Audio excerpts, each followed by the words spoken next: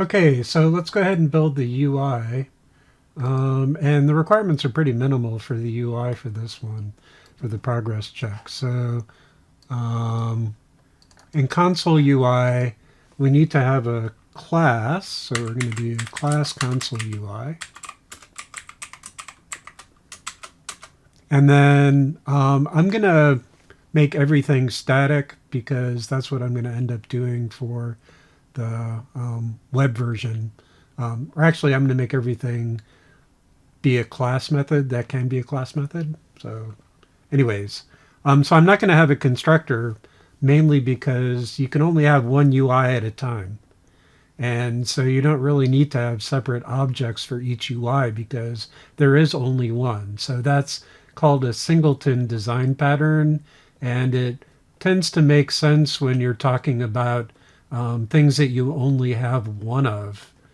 So it's different from a music video, for example, because you can have 10,000 different music videos and you want to track the information about each music video separately.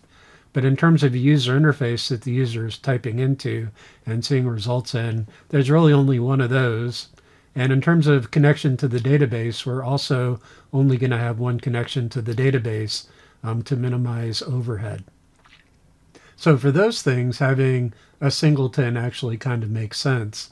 And in Python, since the class is itself an object, there's an object that holds the class.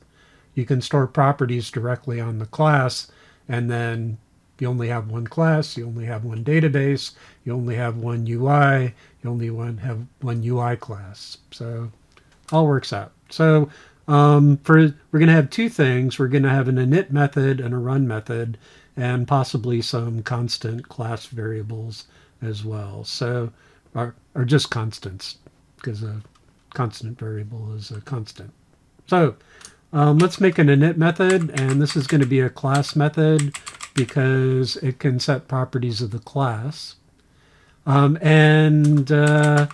If this was a constructor for making objects, I would call it under init. But this is just a method that I call to initialize my class. So I'm just going to call it init without underscores. And class methods always get a CLS parameter, which is this thing right here.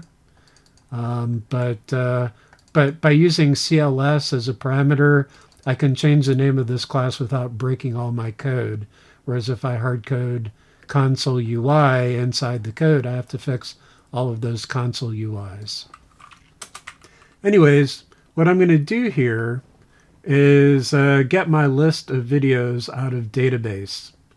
But for architectural reasons, I never want to have methods in the UI access methods in the database directly because that reduces my ability to replace this database class or re-implement it without affecting the code in here. So what I'm going to do is I'm going to have the UI only talk to the logic classes, which right now are music video and performance video. And then anything I need to fetch data for is going to be done inside of the logic class. So it's going to add an additional step of indirection, but the advantage of doing it is that if I change the database class, I know that only the code in the logic layer is going to have to know about that change. I don't have to touch the UI at all. And similarly, if I change something in the UI, I know for sure that's not going to have a direct impact on any of the things in the database class. Only things in the logic layer are going to need to change. What I'm going to do is this music video class is going to call my get videos method on database and is going to return those results. So we're going to have a static method in music video called get videos. And all it's going to do is return database.getVideos. Now, in order to do that, I have to have access to the database class. And if you look at database, you'll see that database imports music video. And so if I put an import of database here at the top, that would give me a problem. So from data.database import database. That's kind of what I want, but it will not actually work. So let's see what happens if I try that. I'll go to console UI. I have my init method. It's going to set cls dot all videos equals music video dot get videos. And then here I can import music video. So from logic.musicvideo import music video. And then when I run this at top level,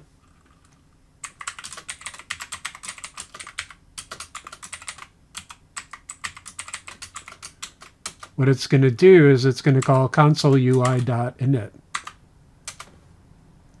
And that's all it's going to do for now. So this is what I want to do, but as I said before, this is going to cause a problem. So let's go ahead and run it. And I get an error, cannot import name music video from partially initialized module logic.musicvideo, most likely due to a circular import. So what's going on is when I hit this import here, it's going to import music video, and the first thing it does when it goes to import music video is it imports database. And so the first thing import database does is import music video, which imports database and so on. So that's called a circular import because this thing imports this and this thing imports that. So there's a couple of different ways of fixing that. You can get fancy and basically instead of importing music video in your database class, you can actually pass the class in during an initialization of the database class. That's called dependency injection. Or you can have a separate service class and you can import only the services that you need from database into music video, and that avoids the circular dependency or a couple other things. But the simplest thing, not necessarily the best, but the simplest thing is instead of importing this at the top, only import it where you actually need it. So it won't actually happen until that method is called. So when you load it, you don't do the import, but when you call get videos, then you do the import, and the rest of the class is fully initialized when you actually execute that line. So that's going to go ahead and work. And it runs without any error. It doesn't do anything interesting. But if we go back to our UI, and put a breakpoint right here, and then run it under the debugger, we see we get to the line, and if I step over that, and then open special variables, console UI, and then protected attributes, and then you see there's the private property, name mangled property, all videos is under console UI, under all videos. If I open that, there's a list of my video objects. So I have 3 music videos and a performance video, and then if you look at that, you can see the attributes for the performance video. And it's just like what you would expect. Now you'll notice that I made the performance state be a string, and actually kind of did that on purpose because sometimes I'm going to have dates and sometimes I'm going to have years. And so in general, this isn't just going to be an integer. This is always either going to be an integer or nothing, but this will not necessarily be an integer, so I'm using strings for that. Okay, so anyways, we know that that's working, and that wasn't actually required for the lab, but it's good practice and will help you next week, so worth doing. But what we need is a run method. So that's also going to be a class method, because ultimately it's going to have our menu code in it, and it's going to want to access this all videos and maybe a list of all the categories as well. But for now, we're just going to have a run method. And what does it have to do? It has to print a menu, so that'll be cls.printMenu. And then it's going to get a choice.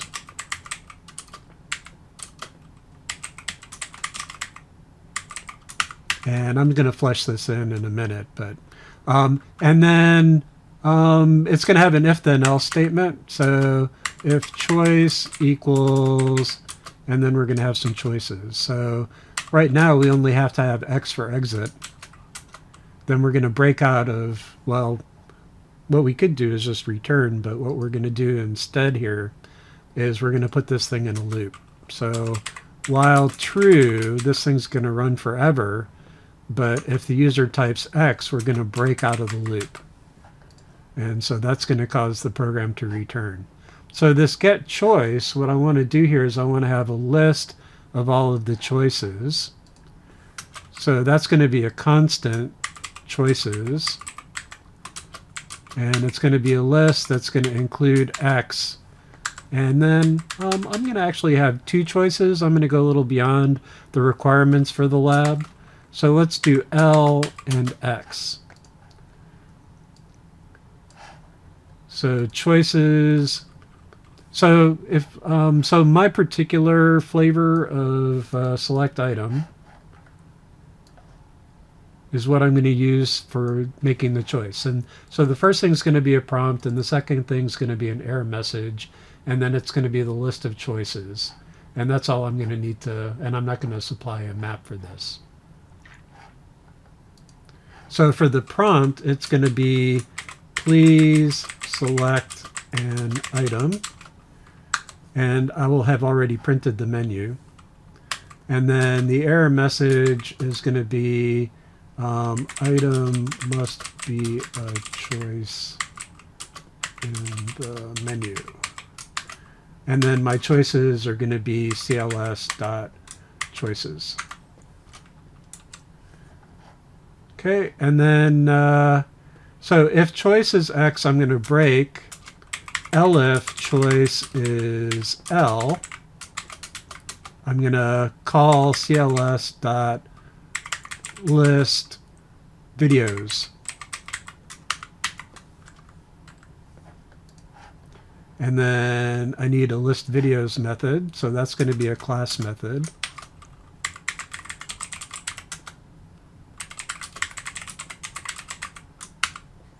And I basically already wrote that. So it's basically in the database class, it's this code right here. Not that there's that much of it particularly. So, and then instead of video and videos, it's going to be video and cls.all videos.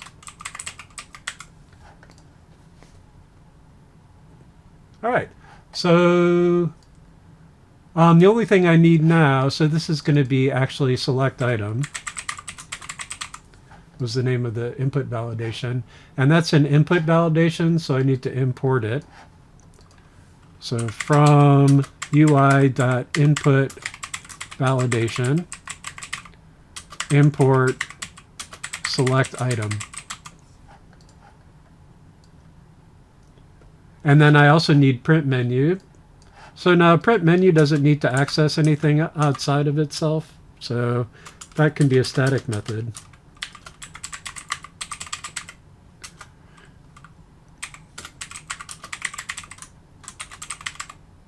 So this is just text. So please select an option from the list below. And then we're going to do L list all videos and X exit. And then it'll go right into the loop. And then just to make things nice, I think what I'm going to do is after they've entered a choice, I'm going to print a blank line, and then I'm going to do whatever the action did, and then I'm going to print another blank line at the end there. Okay, and then when they do type X and I break out of the loop, I'm going to say goodbye. All right, so let's go ahead and run it and see how it looks. So I have to actually call the run method.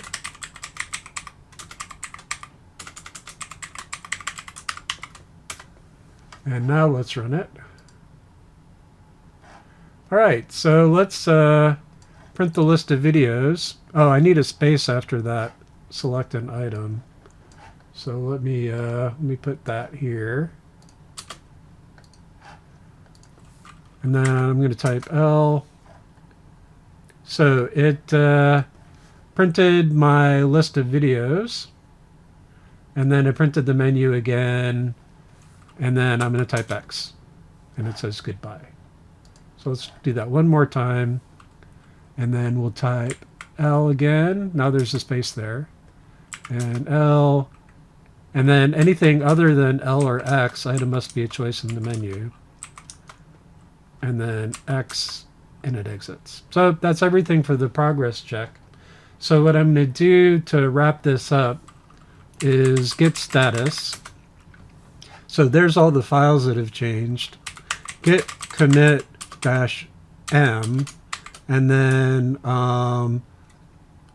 meets requirements for lab 1 progress check. And then, oops, git add dot first. So add the changes to the staging area, and then commit the changes, and then git push. And then what I'm going to do this term to make it easy on your side is you're going to want to look at the code in different stages, and you can do that by looking at the history. Actually, it's git log. So you can look at the log and it will show you each of the commits, and you can actually check out an individual commit by selecting part of the hash and saying git check out some stuff. But it's easier if you actually tag the commit.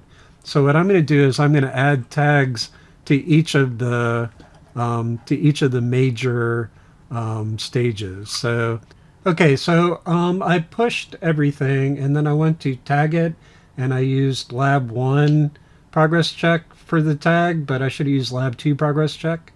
So I basically deleted that, and I'm going to try again. Okay, so I have everything pushed to the remote repository. I'm going to go ahead and do git tag. I have no tags right now, so I'm going to make a new tag -a lab 2 progress check, and then this is going to be progress check for OOP lab. Okay, and then I'm going to do git tag. It will show you the tags, and then git push origin lab 2 PC. Okay, and then when you clone it, if you want to look at the contents of the tag, you can do git checkout lab 2 PC. And warns you you're in detached head state. So if you want to actually edit anything, you probably want to make a new branch, and it tells you how to do that. You can use switch -c new branch name to do that. But if you go back in the code, you should see the code from this version of the code, even if the repository has the final version of the code from the end of the term.